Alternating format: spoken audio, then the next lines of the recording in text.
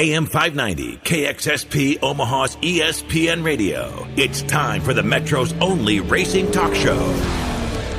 The Front Stretch, presented by Joe's Karting in Council Bluffs. Now, here's Dan Taylor and Buddy Ray. Hi, I'm Ty Dillon, driver of the number 3 Bass Pro Shops Westco Yingling Light Lager Chevrolet in the NASCAR Nationwide Series, and you're listening to The Front Stretch. Well, good morning, race fans, and welcome to The Front Stretch, presented by Joe's Karting in Council Bluffs, online at joeskarting.com. That's karting with a K. Get to Joe's today. Fast-paced, indoor, white-knuckle racing where the only speed restriction is how fast you are. Get to Joe's today, the only place that you can race in an indoor, well-ventilated facility. And speaking of a well-ventilated facility, I don't know how good of a transition that is. We're talking with Mary from US 30 Speedway up in Columbus, Nebraska. Mary, first off, how are you doing? Oh, I'm fine. I live about 25 miles away from here, and we didn't have too much terrible storms at my house. But, of course, when I got the news this morning that the Speedway had been hit, I came out here right away. And you guys have done a good job of posting all the pictures, the damage that was done, and the standing water as of Wednesday night when we recorded. You guys got a lot of rain there on Tuesday night. It was about 3 inches, and varying from 2.5 to 4 in the area. So our gauge here showed 3 inches. Yeah, and saw some pretty heavy winds there apparently because you've got quite a bit of wind damage there. We're not sure if it was a wind or a small tornado or a twister tail. I'm not sure, but there was extensive damage, yes. Yeah, and you guys have a really good video on your guys' Facebook page that you posted on Wednesday morning, kind of doing a little tour of all the damage. I was actually kind of thinking of it today. You might as well just not even cover the men's bathroom. It'll help the guys out a lot because we're kind of stinky individuals, so that'll help ventilate the area a little bit. That is one of our ideas. It does tend to get dark out here, and, you need ceilings to hold lighting. So. But surely you know that it doesn't matter if a guy can see or aim or not. We're going to get it everywhere.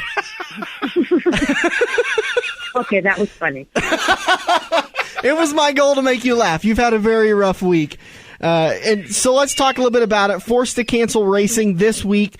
What are you guys looking at for, forced to cancel racing for last week? What are you looking at for this week coming up on Thursday? Right now, we have our major electrician out here surveying the damage because, of course, when the winds took the roofs off the buildings and took another small building, they took the major electrical wires with them. So we're waiting to find out from the electrician what the extent of the electrical damage is. And then that'll determine our next plan. We do hope to come out Sunday afternoon, weather permitting, with a full crew of family, friends, and volunteers and get all the trees cleaned up and all the debris picked up and all of that stuff done. So if somebody does want to volunteer, how can they contact you to get volunteer information and help you guys out? The best way would be through our Speedway Facebook page. Okay. Like us on US 30 Speedway. That is right now because no one really knows when they're going to be home or have access to their phones to be available to talk. Mm-hmm. Now, with this damage and this cleanup with the volunteers and whatnot, we're in no risk of US 30 not racing. I mean, we will be racing again at US 30. Is that right? Absolutely. Good. I wanted to make that clear to everybody. That's good to hear. Yes. Yeah. Now, with that being said, this night, Thursday night you canceled. Are we going to make up that night, or is that just going to be treated as a rainout? It'll be treated as a rainout. Okay. Well, unfortunately, with IMCA sanctioning, you've got your schedule in place ahead of time, and there's really no room to add extra dates with all of the other tracks in the area that are IMCA sanctioned. And then, of course, with the Boone Super Nationals and when points end, there's really no chance to make up nights. Well, let's now that we've got all that covered and we've got kind of the immediate news out of the way, let's talk about your guys' season so far. How's the racing been at US 30 Speedway? The first few weeks were really cold, as it was anywhere you tried racing outdoors. Yeah. It was cold. The last 2 weeks, the weather's been gorgeous. The racing has been equally warm, or I should say hot. And we have very, very tight points battles in all our classes, which makes for an exciting season later on. To take the points battles, you can go to our Speedway page, which is, I believe, www.us30speedway.racedayprints.com. You can find all that on the Speedway, on our Speedway page on Facebook, too. Yeah, and by the way, I'm looking at it. You got it right. us30speedway.racedayprints.com. Yep, that's what I thought it was. Yep, you got it right. Good job, by the way. If anybody listens to this show, they know how bad I am at remembering stuff and things. People's names. Well, we're talking with Mary. I remember that from US 30 Speedway. Mary, best of luck getting the racetrack back into working order and then getting back out to the track and getting racing going again there at US 30 Speedway. One more time, best way for people to get a hold of you if they want to come out Sunday and help you guys get the track back in working order. The best way is through the US 30 Speedway page. Like us, send us a message through there. Our social media director keeps a really close tab on all that, as you can tell by the way she kept up with everything this morning. Yeah. That was her doing all of that and just letting people know where we're at. And at the same time we're talking about this, I don't know if you realize the track in Stuart, Nebraska yesterday received extensive damage. That's a little past O'Neill on Highway 275 or Highway 20, I can't remember. I just know how to get there. And then the track in Norfolk received extensive rain. And I don't know too much about damage, but they were looking for volunteers this afternoon also to help pump water. Okay. Otherwise, they may not be racing Saturday night. So it wasn't just us affected. It was several speedways have some issues to deal with. Yeah, there's a lot of places that just received a ton of rain and wind and a lot of damage. And so it'll be heartfelt for a little while as the community kind of pulls together and helps you guys get back up and running, because that's what we want to see you guys do when there's racing on Thursday nights again. Yeah, our hope is that this is only a week setback. All right, Mary, we appreciate your time, and thanks for taking the time out of your night to have a little conversation and get us updated on the condition of US 30 Speedway. Thank you very much for the call. Have a good night. You too. Bye. And that again, Mary from US 30 Speedway. She's the marketing director for the track. You can go to US 30 Speedway Facebook page. I'll tell you right away, I sent them a message, about 3:35 on Wednesday afternoon, and about 4 minutes later, I got a reply back about them doing an interview with us. You know, US 30 is a great facility, a lot of great racing. They race on Thursday nights. But the one thing that shows with the staff there at US 30, you know, they're not so much concerned about just themselves. I mean, she was talking about how Stuart, Nebraska, that track needs help. The track up in Norfolk, it needs help. I mean, that, you know, we're all competing against each other. The tracks are competing against each other. But this just goes to show here in the Midwest that the racing is like one big family. Even the tracks care about each other. And that was really neat to see that. Yeah, that was really cool. And that's the thing I love the most about, honestly, what I love the most about this community is that when somebody's down and out and hurt, everybody comes together. And it doesn't matter what. I mean, you were out of a transmission one night at Crawford County. Somebody walked across the pits and said, "Here you go." I've been out of a lot of transmissions at I-80 this year. Speaking of that, let's do a quick recap from Dover International Raceway in the NASCAR world. And then in turn 2, we're going to talk with Joe Proctor from I-80 Speedway and Shelby County Raceway, get an update on those two tracks. So without further ado, we're going to get through the Dover talk real quick so that we can get over and talk with Joe. Top 5, Denny Hamlin, Clint Boyer, Matt Kenseth came home with a third-place finish. Brad Keselowski, good car at the end, just not good enough to beat old 48. Old 6-time got himself a 2-time. Really? Yeah. Another win. He's a 2-timer. Who'd have thought? I know. Yeah. I mean, come on. We'll have to talk more about this in turn 4 about Jimmie Johnson and the way they got that. But honestly, I mean, I'll ask you in turn 4. Think about it now. But is anybody going to stop him either today or the rest of the season, or is this guy on a roll? That's something you guys can kind of think of, and then, Buddy, you think about it too, and we'll talk about it again in turn 4. The rest of the top 10 finishers, Martin Truex Jr.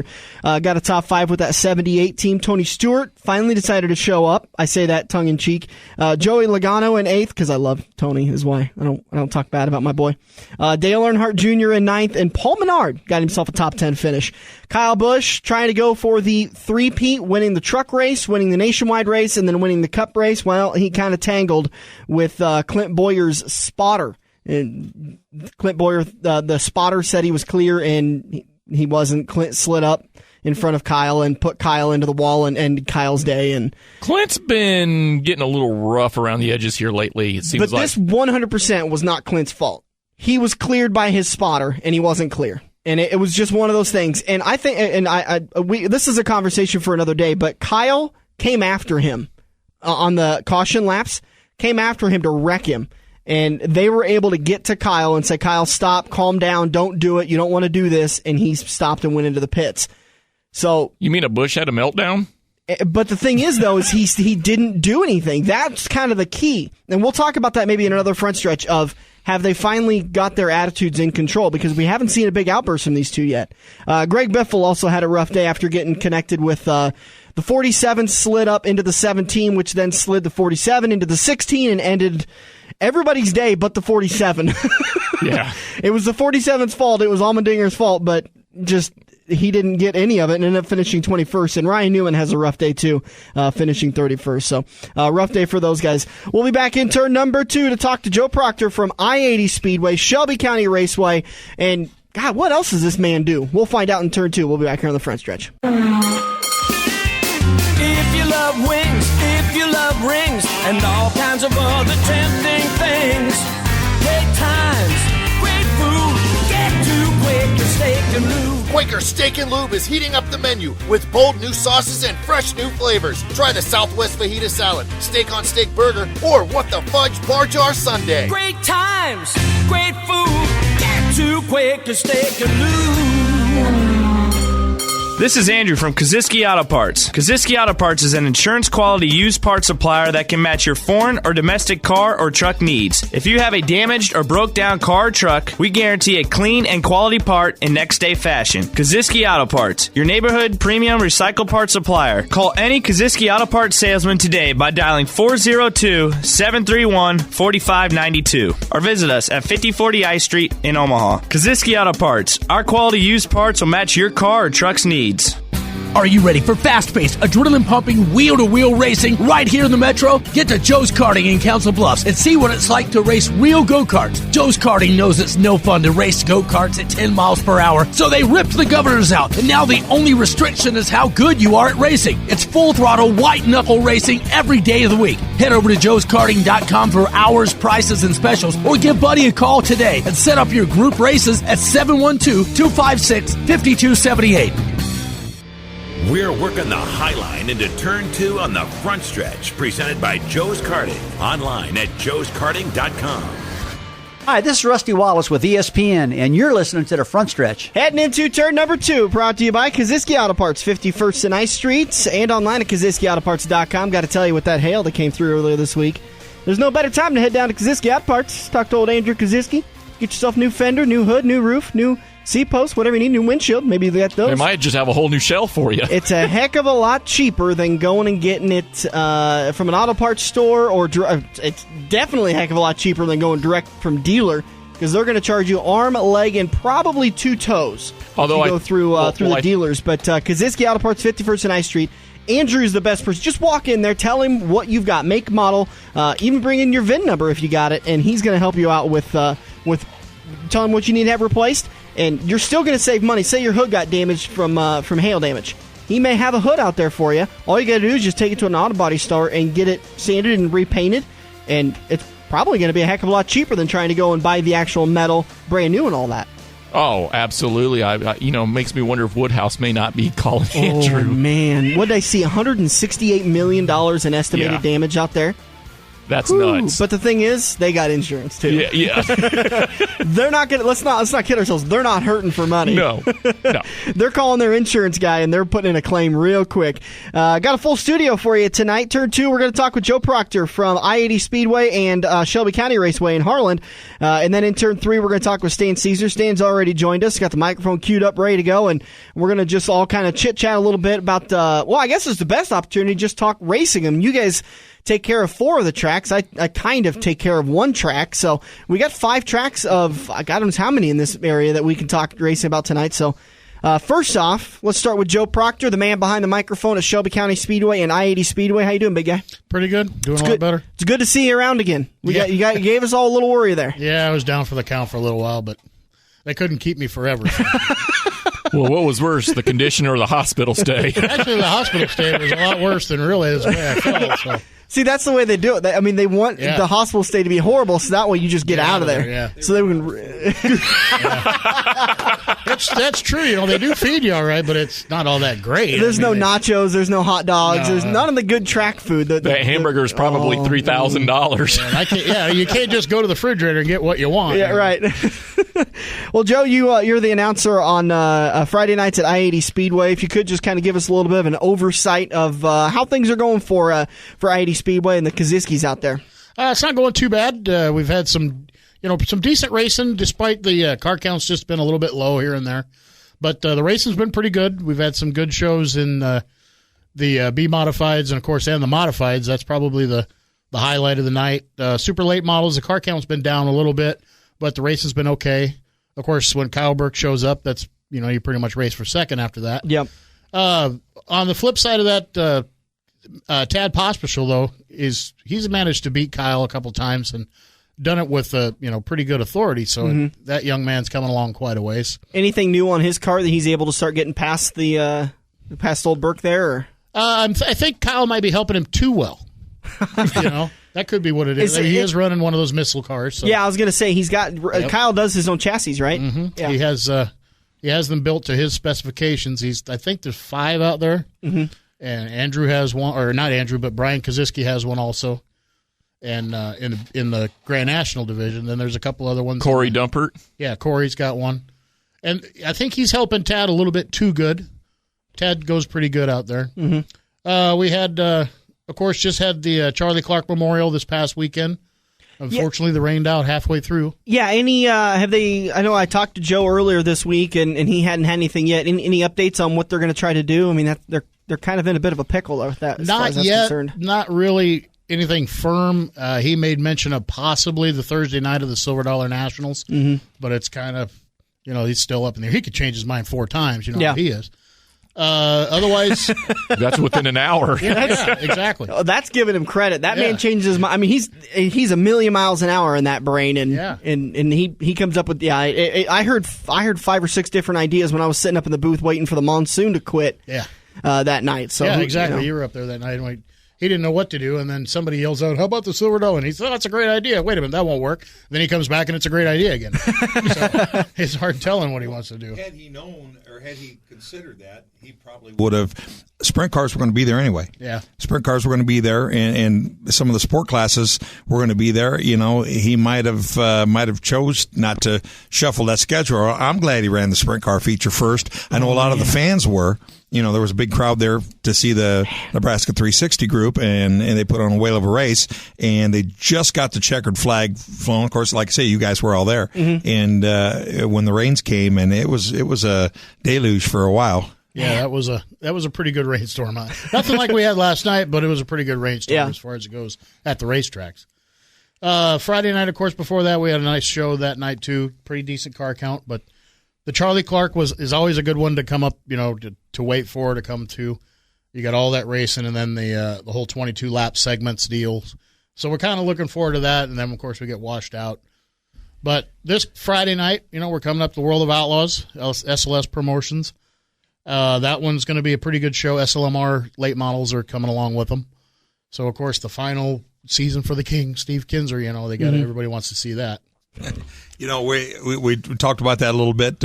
We interviewed Steve maybe a few months ago here on the show, and planning on maybe trying to get him a cake and sing happy birthday to him, something that he might remember, and put I-80 on the map that night. Yeah, exactly. I was wondering, I was thinking about that earlier and obviously the show is on Sunday, so this is all past tense. But I was thinking about do we get a giant cake, and do we go ahead and leave it out and get a little dirt in it so that we can all get a little taste of I-80 Speedway, or do we cover?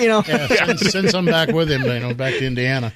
Also, the announcer on Saturday night, you head down to Harlan for Shelby County Speedway. Luckily, there wasn't any damage down there from the storms on Tuesday night. How's racing been there also? Racing's been okay there. We're down on car count, which is unfortunate because it's a great place to race, great facility. It's a fast track. Yeah, big half mile, big wide lanes. It's a nice place to go, and it's a great place for the family. And the people are all really good up there. The racing's been okay. Racing's been, pretty decent despite the low car count. We just had the Dwight Rick Memorial, and we moved that up in the season a little bit to kind of help with the, fan attendance. They might want to see that race a little earlier as opposed to later in the season. And that worked out really good. The Good Old Time Racing Association Coops were there. And, of course, Luke Cochran come in and stole the show again. And he beat Bill Rick by just, a car length or two. So that was always a good show with Bill Rick to show up at that one, and he has fun with that race. But otherwise, the racing so far has been pretty darn good. Of course, the end of the year, the Tiny Lund Memorial, that'll be at the end of the season. Still a lot of good shows left for the rest of the year. A lot of fan involvement stuff, things for special, events and things like that during the races. Doing a lot of King of the Hills, I'm seeing. Yeah, we're going to have a King of the Hill again, and it's a little bit different situation than other King of the Hills at other racetracks. It's not based on the points. It's based on who shows up that night. Oh, really? So you could have a guy who's never been there before and have a good run, and he'll be in the King of the Hill. Now, in fact, that happened last year in the Sport Compact class. A guy who'd never been there showed up in the King of the Hill and won the whole thing. Never came back the rest of the year. So he was from out in Nebraska. Yeah, he was out in Nebraska. So everybody kind of like, you better come back, Yeah. And he never did. So, well, but it was, it's a different situation, and they of course spread that out through the last half of the season. One class will be on one night, and then we'll go another week or another 2 weeks, and another class will take over and then go on down the line. With Shelby County, do you have any idea, or can you speculate as to why we're seeing, and even at Eagle with Stan, the sprint cars have taken off, but we're just seeing these lower car counts, and it seems more exaggerated this year. I mean, each year we might lose a few cars, but 2014 seems to be the mystery year where all the tracks are down on car count. Everybody's down on car count. I think it's a combination of things. I think, the economy has a lot to do with it. The old adage of there's only so much entertainment dollar to go around. It kind of works for the racers too. They may not be able to race 3 nights a week anymore, or even 2 nights a week for that matter. So they got to pick where they want to race. They might start out the season, race all 3, and then figure out, I'm better here, I'm going to start going here and just go there. So I think a lot of it has to do with economy. With Denison being just down the road, that has something to do with it also. A lot of the drivers have chosen to just go on Saturday nights down to Denison. If they're chasing IMCA points, that's kind of thing. Of course, Corning is with NASCAR, so they don't really, intermingle there too much. But Denison has had some effect on us. But it's not killing us, of course, and we're not killing them by any means. They did lose their sprint cars, which is really kind of a sad deal. But I think a lot of it is the economy, and people are just feeling the bite anymore. I think. Bud, you're a racer. You ought to know. I mean, it's a lot harder to race 3 nights a week than it is to race 1 night a week. Are you kidding me? I can't even finish a night at I-80. Well, I'm not even looking at 2 or 3 nights a week. It's a lot harder to show up to the tracks 3 nights a week as opposed to 1 night a week. I think I finally found the answer, and Bud, you helped me get there a little bit. It's honestly, I've heard it more and more this year. It's budget racing. Mm-hmm. Jason Fusselman has been to Crawford the last 2 years in a row, and he started up the season. Blew his transmission there, 2-3 weeks ago, and I was talking to Jason Cole, and I said, where's Old Fuzzy at? And he said, well, he doesn't have any money for a new transmission, so he saves his money, and he's waiting to get a new transmission. In the meantime, he's just going to run Shelby County on Saturday nights, and so he went back to 1 night. Yeah, he picked up a feature win here a couple weeks ago. It's good to see a guy like that win. Yeah. And so if you hear he's having some problems making it through the whole season, you kind of think, okay, that win's going to help him out a little bit, and maybe he can get down the road to the next night. But then, then that's when you got to start thinking, well, it is awful expenve to race. You got a transmission you got to pay for now. Yeah. As a driver myself, this year we're not racing Eagle, we're racing Clark County Speedway every other Saturday night. So every other weekend, I've got that whole weekend off, and right away my wife and I are like, wow, you know how much money we've saved. And, after spending so much money racing the 2 and 3 nights a week, and then all of a sudden this year, I'm racing 1 night a week, and then the following week it's 2 nights a week. It's saved a lot, and it's nice to retain on to those dollars. Well, it's amazing that how many drivers are doing less points racing, and they're not opposed to taking a Saturday night off to do, whether it's something with the family, whether it's go to a NASCAR race over in Newton, Iowa, or Kansas Speedway, or whatever the case might be. They're not. Some guys are still points racing, and a lot of guys are racing for the fun of it, and they don't mind. You talk about sprint cars. We've had over 40 different sprint cars race on any, during the year thus far, but we've been from 30 to 34. As 34 was our maximum car count, but we're hovered right around that 30 weekly, which is great. It's 1.5 times what we had last year, but we have had over 40 cars, but those guys don't come every week. Right. They'll race a couple weeks. They might have a crash and miss a couple weeks due to crash repair. They might have family obligations. They might want to take a vacation, do something a little bit different. It's a lot different from back in the Stone Age, back when we raced. we'd do 3 nights a week and look for specials during the week if something was close enough to go race. Find enough tracks to go race at. But I just saw on Facebook that Dan Satriano's out for a couple of weeks. He's going to race. He raced this weekend at Eagle, but then after that, I believe his brother was part owner of the team. Yeah, and his brother wants out of it, and Dan doesn't have the money to continue racing. And he's a good driver. You know what? I don't think Dave really wants out of it, but his business has been a little slow, so he needs to be out for a while. And they're not going to quit by no means, but they're just going to cut back and race where they can afford it, and they're going to race smart. And I've been running this game for a long time, and I've saw guys take food off the table to go race, and that's not really the greatest thing to do. And it's nice to see people making good decisions. As long as you've been around racing, Stan, you've seen the highs and lows of car counts. Do you see the car count recovering? Or do we see this being? We're going to be having car counts like this for a while. I think the car count can recover, whether the racers themselves will let it recover, and the sprint car class is a perfect example of that. The costs were getting out of hand, and there's still racers, and believe me, the 360s put on a great show at a terrific rate of speed, and especially on a big track or even on a smaller track like Eagle, the excitement level was 110% last Saturday night when the Lucas Oil Tour was there. But for the average guy that wants to go race a sprint car weekly, if the same 10 guys are going to be in the top 10 and they can do it spending a little bit less money and racing for the same money, why not do it? Not to mention the fact that you can get involved and be competitive for less money. It's encouraged new people that 3 years ago, if you'd told some of these guys, you're going to be racing a sprint car weekly in 2014, they'd laughed at you because they said, no way, I can't afford to do that. Well, now it has been affordable, and I can cite you some examples of guys moving up out of other divisions. Joey Danley being one of it. Joey Danley, yeah. Sean Pointer, the youngster, he could have very easily won the feature 2 weeks ago. Moved up out of mini sprints. He bought a used car with a brand new, best Roger could put together race saver motor. Moved up out of the mini sprint division. He has made every A feature, and I'm not going to knock on wood because I don't want to jinx him, but he has made every A feature thus far this year at Eagle Raceway as a rookie, coming out of the mini sprint ranks with a used race car that he bought for less than what a lot of the modified guys and some sport mod guys are paying for a rolling chassis. And he bought a turnkey car for that. We're talking with Stan Cisar and Joe Proctor. Joe from Shelby County Speedway and I-80 Speedway. Stan from the ASCS Midwest Sprint Cars, Nebraska 360s, and Eagle Raceway. It's a lot to remember with all you guys do in this community. By the way, thank you for everything you guys do. Thank you very much. Before we go into the break and head into turn number 3, Joe, I know you're a smart man, so what's the answer? What's the answer to fix this? We used to kid, Craig Kelly would say this too, but back in the day, racers were dumb enough to show up at the pit gate, and he could tell them, can't pay you guys tonight. They would all get together and say, oh, we can't do that. But then they'd turn around and say, you know what, we're already here. Why don't we just go ahead and race? That's what I would do.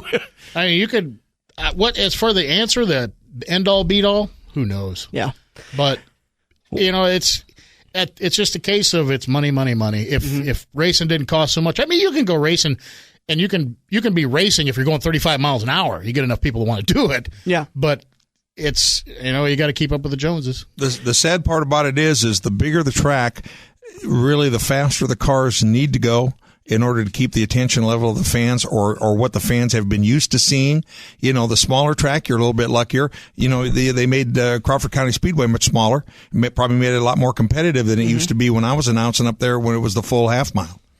So we can talk about this more. You look like you're getting antsy there. We must be coming up. We must be getting ready for it to end of the straightaway and down into the next turn. Heading into turn number 3. We'll be back here on the front stretch, presented by Joe's Karting on AM 590, Omaha's ESPN Radio. For 50 years, Eagle Raceway has been pushing the limits of dirt track racing. Saturday nights, come see the Midwest Best Battle at the fastest third-mile track. Gates open at 5:30 for IMCA Modifieds, Sport Compacts, Hobby Stocks, Sport Mods, and Race Saver Sprint Cars. Eagle kicks their season off on April 19th with the Icebreaker Challenge, featuring the debut of the Race Saver Sprint Cars. Located just 10 minutes east of Lincoln on Highway 34 and online at eagleraceway.com. If you love wings, if you love rings, and all kinds of other tempting things, great times, great food, get to Quaker Steak and Lube. Quaker Steak and Lube is heating up the menu with bold new sauces and fresh new flavors. Try the Southwest Fajita Salad, Steak on Steak Burger, or What the Fudge Bar Jar Sundae. Great times, great food, get to Quaker Steak and Lube. Are you ready for fast-paced, adrenaline-pumping, wheel-to-wheel racing right here in the Metro? Get to Joe's Karting in Council Bluffs and see what it's like to race real go-karts. Joe's Karting knows it's no fun to race go-karts at 10 miles per hour, so they ripped the governors out, and now the only restriction is how good you are at racing. It's full-throttle, white-knuckle racing every day of the week. Head over to joeskarting.com for hours, prices, and specials, or give Buddy a call today and set up your group races at 712-256-5278. Time to grab another tear-off and make your move. We're headed into Turn 3 on the front stretch, presented by Joe's Karting. Hi, my name's Ernie, and I'm security here at Kansas Speedway. I'm the guy that checks all your credentials and looks at all your tickets, and I'm the guy that kicked Buddy out last time he was here. You're listening to the front stretch. Welcome back to the front stretch, heading into turn number 3, brought to you by Alter Metal Recycling, locations in Omaha, Council Bluffs, over in Iowa, Michigan, all over the Midwest. Worldwide leaders in scrap metal for over 110 years. You got some scrap metal, perhaps maybe your race car, and you need to get a little money out of it? Your aluminum power glide brakes? I'm looking at you, buddy. Yeah. Take it over to Alter Metal Recycling. It's the best way to get rid of extra metal laying around the house. I actually cleaned out my garage a couple of weeks ago, and I found a bunch of metal from when I replaced my storm windows. And I had no idea what I was going to do with them. I took it down to Alter Metal Recycling and got a little cash out of it. Well, there you go. Now Dan's going to buy. We're going to go over to Quaker Steak and Lube and have some food. What do you guys want? I'm thinking Thunderbird steak. Dang it, you guys. Don't start talking Quaker Steak and Lube, or I'm going to get hungry. I sense a little Quaker Steak and Lube on everyone's horizon. After all, it is bike night on Wednesday nights. We're talking with Joe Proctor. Works at like 15 racetracks around the area. Stan Cisar. Used to work at 15 racetracks. You've reduced down to 12. In a hospital. Buddy, you had a big question, and kind of maybe this is just something that, we've got 10 minutes left in this segment. It's the only question we're going to get to, but I think it's a really, really important question we got to get to. Why don't you talk to Joe about it? Oh, with the car counts dropping at these tracks now, Eagle's not that bad, but what is something not that bad? Well, we've dropped from 175 down to 159. Yeah. From what, 4,500 people to 4,000, and that's Well, Eagle, it's not terrible, but it's not what it used to be. I tell you what. I'll get to the question since we only have 10 minutes left in the segment, and Bud's notorious for 8-minute questions. Rumor mill is this may be Shelby County's last year. That's the rumor. Is there any legitimacy to that rumor? I know it's been a rumor that, to be honest with you, all 3 years I've been at Crawford, I've heard the same thing. This is the last week. Shelby County's not going to be back next week. They're done. They're, blah, blah, blah. And it just keeps going on. So, kill it, continue it. What's going on over at Shelby? Well, it's like sands through an hourglass. So are the days of our lives. It's, that's a rumor. And, of course, like rumors are like everything else, sometimes the rumors come from pretty high up, but it's a rumor. What we really need, a car count's down. So everybody's going to say that. So the car count's down. Car count's down everywhere except Eagle Raceway. But the car count's down everywhere. And the fan count is down. It's, what we need is support your local racetrack. Absolutely. Go to the racetrack. Racers go to the racetrack. Whether it be drivers or whether it be the fans. Exactly. And because we all want to see it survive. And I mean that place goes back to, like I said, ago. back in the Stone Age, back when we still were fielding the car and used to show up there every Friday night, Back in the days of two classes, the sportsmen and the late models. Yep. Gentlemen, I heard an interesting statistic that I didn't even realize but it was the president of Iowa Speedway, Jimmy Small, that brought it up to me a couple of weeks ago when we were over there for the show.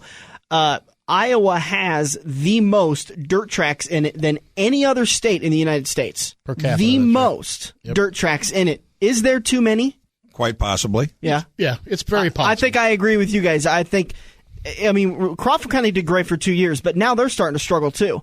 And there's been some changes. They're trying some new stuff. I hear the same thing. Oh, Crawford's done at the end of the year because they're down to 75, 80 cars. Well, come on, guys. I highly doubt Crawford's done next at the end of this year. I don't know. I haven't heard anything. Personally, I don't ask that question because I don't want to get involved in the rumor mill either. I just want to announce the races the best I can and move on. But I kind of get the feeling too. There's been this big crunch, and when the economy hit in 08, all the jobs that were in the small towns, which there wasn't many, by the way, all went to the city. And now I just saw a statistic on CNN that the United States has almost gained back all the jobs they lost from the 08 crisis. I want to break some news to a lot of the small town people that know this.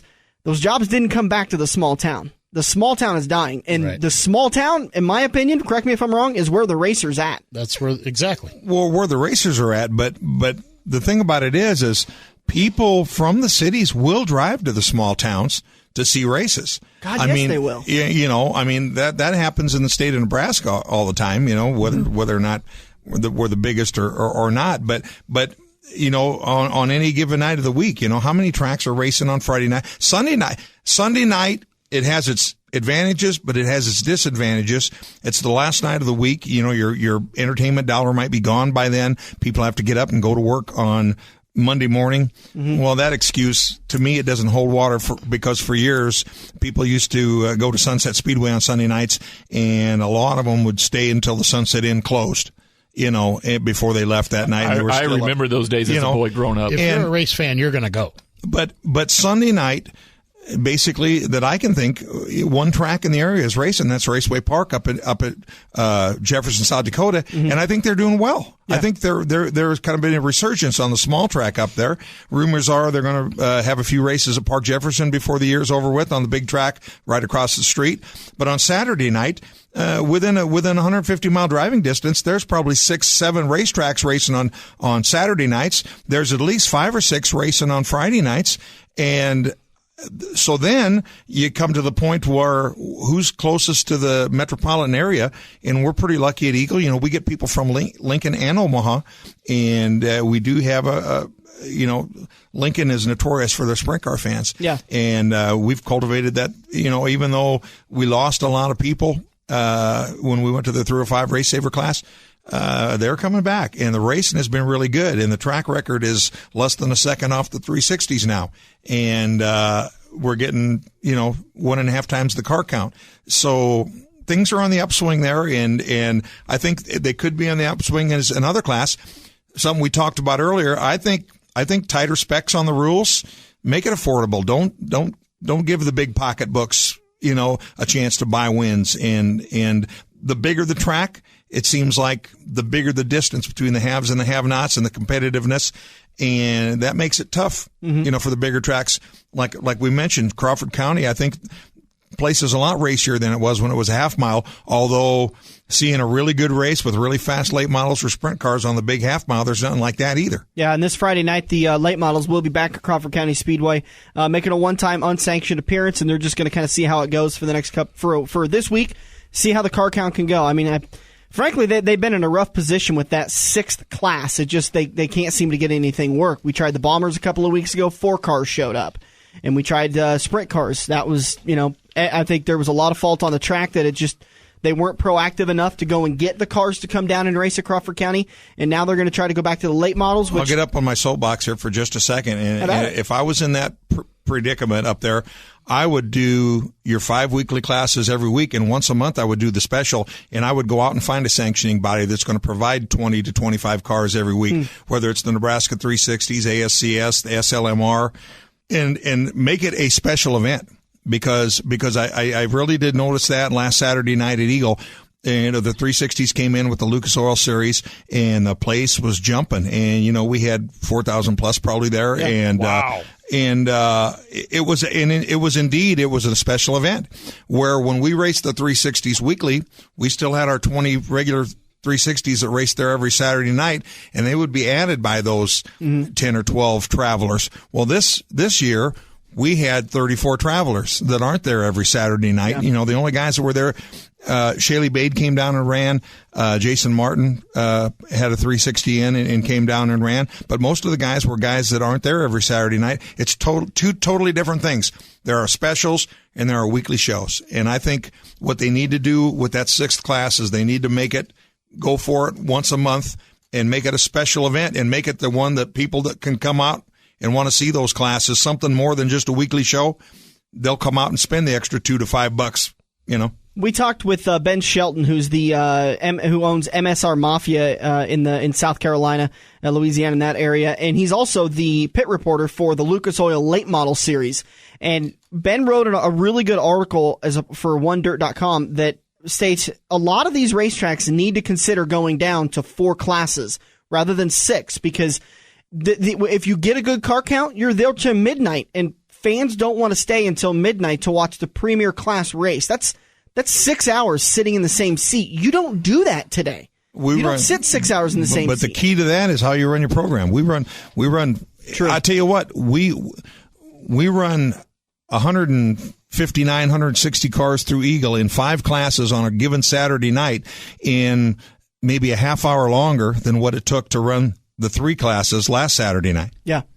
And you guys do. That's one thing that I give a lot of credit to Roger for, and I think one of the biggest reasons why he won Promoter of the Year. You go there and watch a race, and I mean, it is ideally set up for a guy like me that has ADD. I lose attention so fast, and that's not even a joke. That's complete truth. And yet, I mean, just as soon as the last heat is pulling off, the next heat's pulling on the track.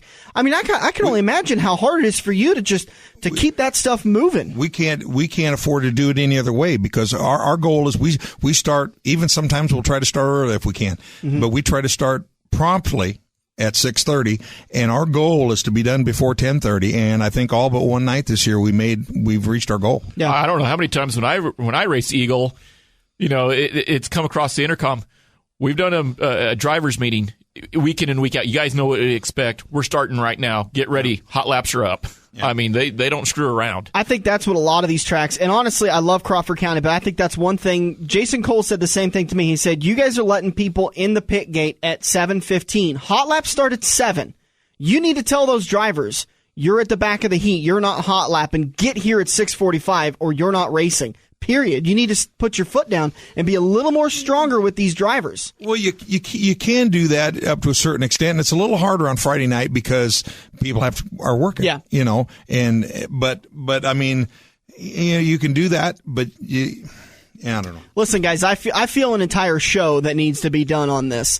Maybe we'll pick an off weekend in NASCAR and we'll all go down to Quicker Steak and Lube one more time and do like a roundtable like we did in the off season and really have this out. Get Craig Kelly down there again. Get some of these other track promoters in the local area, and frankly, get some of you fans out there to get face to face with these promoters and say, this is what we don't like and this is what we like. That could be another 2 or 3 hour show. That's true. All right, we've gone over. Stan, I apologize. You got all your stats there. You were wanting to go over some of your results. Well, I got some stats. You were talking to Joe about what was going on. I don't know if you got, but we'll find time. We'll cut stuff out. Going back to our last weekly show, which was 2 weeks ago, I mentioned 159 cars, I think 5 classes. Had new winners, and something I did want to mention was the points races this season. If Bud's looking over my shoulder at the latest point list. Wow. We've got a tie in one class. We've got 1 and 2 points separating first and second. We've got new people up at the top of the list. We've got older, in some classes, we've got familiar names at the top of the list. But I tell you what, the competition has been phenomenal this year. Yeah. A couple weeks ago, Chad Fegley, who's been close all year, picked up his first hobby stop win. Johnny Satoff, who's been shut out by Dylan Smith or Shane Hyatt or one of the Anderson boys all year long, he finally picked up a win. We had a first-time winner in the Sport Compact division, just graduated from high school, Melissa Etherton. Scott Bivens, who used to run in the A-Mod division, just moved down to Sport Mods. He picked up his first Sport Mod feature win.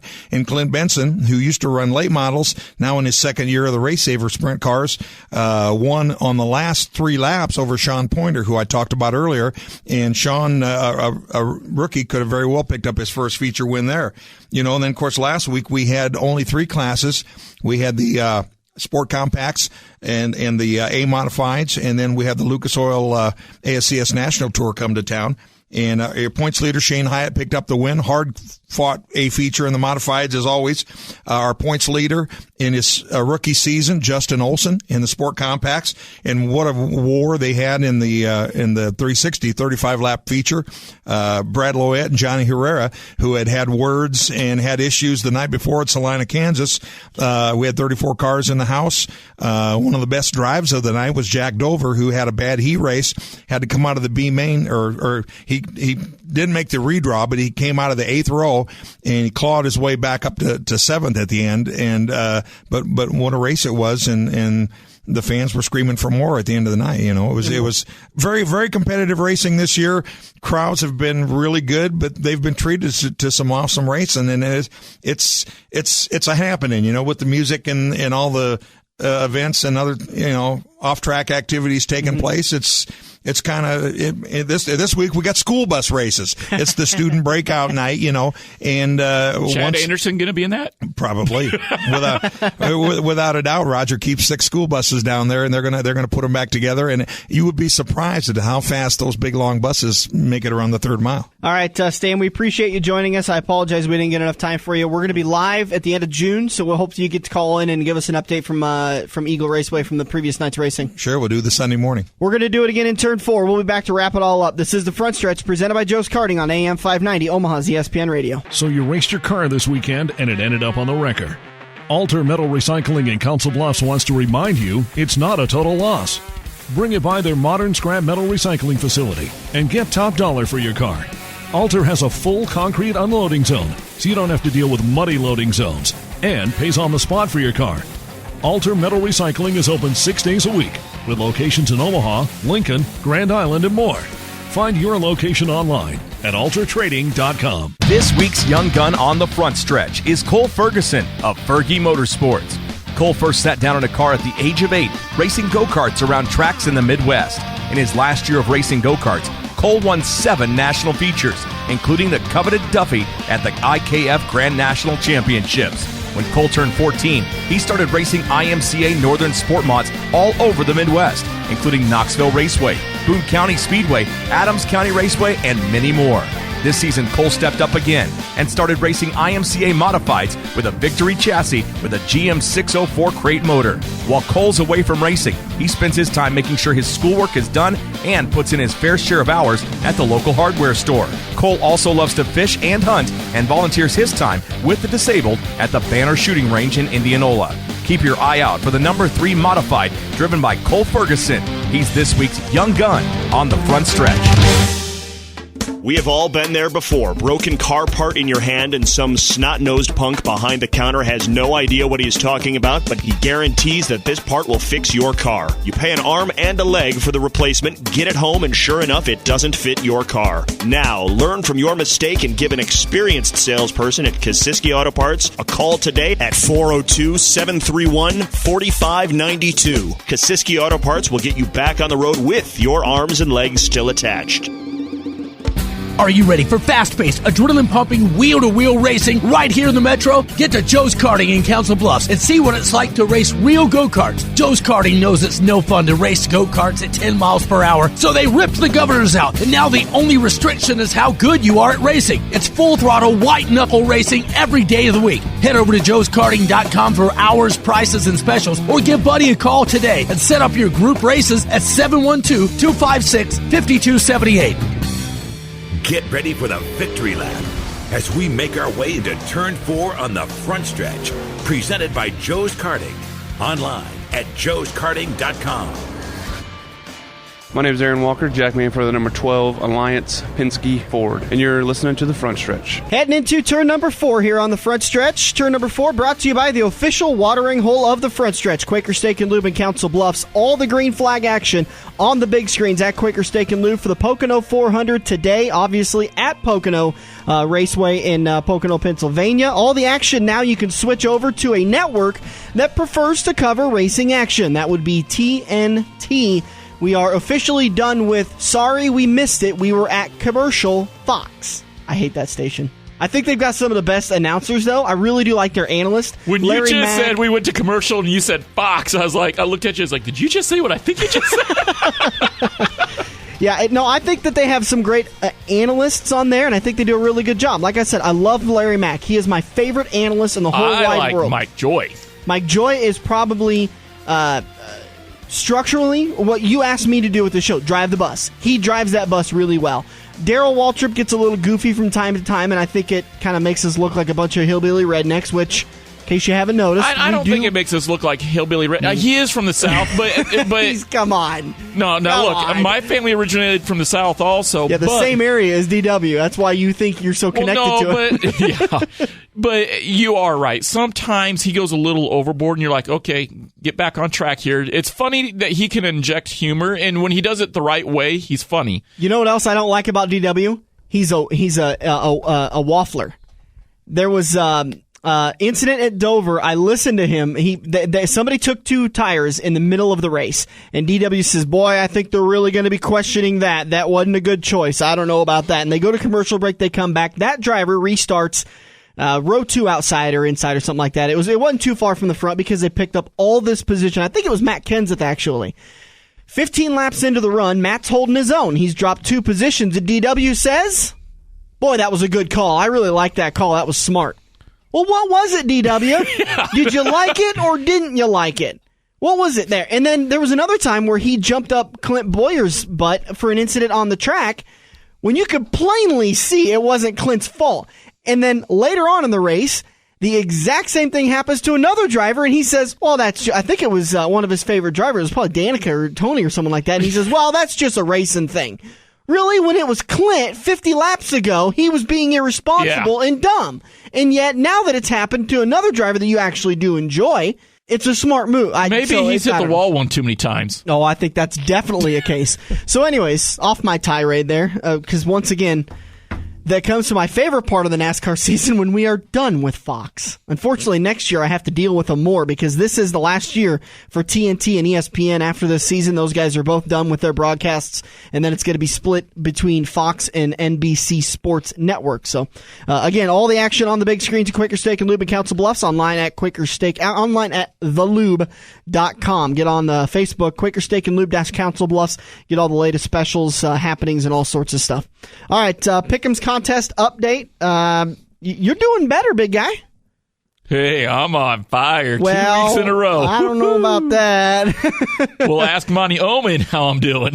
He's not doing so well either. Ever since I gave him advice, he's been falling down. He's choking on his McGriddle and flipping me off. Right? Sonia Worth is walking away with it in the overall she is. points contest, and then there's the 5-week points contest, which is up for grabs. Whoever is leading after Michigan, so next weekend, wins the 3 autographed hats courtesy of Iowa Speedway. Where's Monty in the overall points, real quick? He's not leading, is he? No, I closed it. I think he's down to 7th or 8th. And where am I at? In the overall? 14th? 17th. Yeah. And I was down there 25th. Well, I want to tell you the truth that we've only had 24 at the peak. We've had some people that have dropped off because they're so far back. Hey. You're 17th of 19.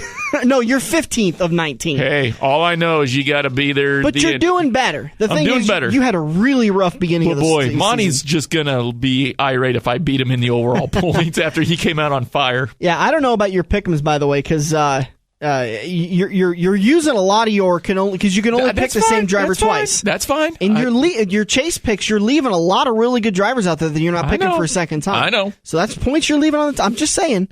I know it's easy for me being armchair quarterback because I'm not in the contest. All I know is when it comes to the Pick'ems contest, I'm Mr. Two-time right now. Two-time. 2 times. You've done good 2 times out of 13. Hey, come on. I got to take pride with what little bit I can do.